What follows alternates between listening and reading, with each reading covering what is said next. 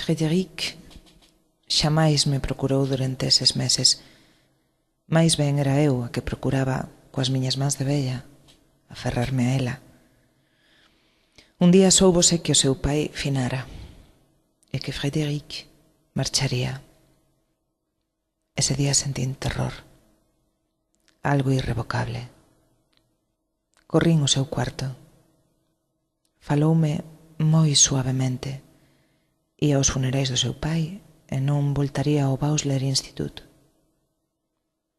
Acompañeina á pequena estación de Teufen. Ía calor. O ceo era azul. Unha afastada brétema velaba o infinito. A paisaxe encantadora. Eran as 3 da tarde. Case que non falou, camiñaba ás presas.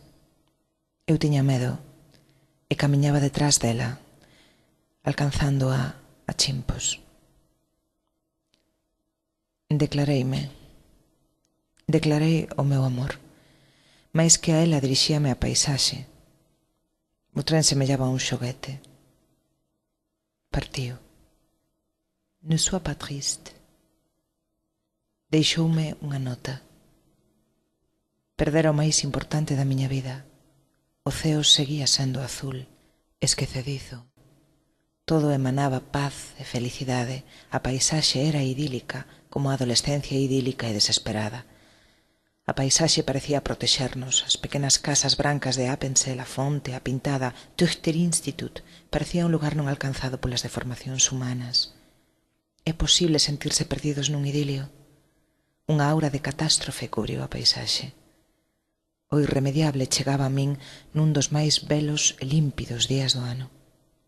Perdera a Frédéric. Pedinlle que prometera escribirme. Dixo que sí, pero sentín que non o faría. Escribínlle a xiña unha carta apaixonada, sen saber que lle dicía. Agardei unha carta súa. Sentía que nunca me escribiría. Ela non era así. Ela desaparecía.